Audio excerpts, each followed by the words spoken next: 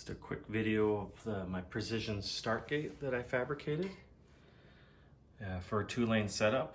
Highly machined dowel pins that the cars rest on, and when you pull the lever back, they just slide down out of the way.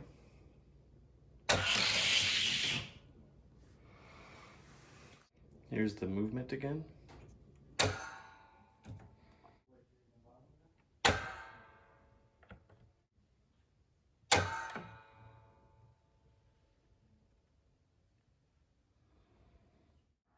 And here's the underneath of it. It's basically just 6 components and 2 springs and some nuts and bolts and some washers. We'll activate it again.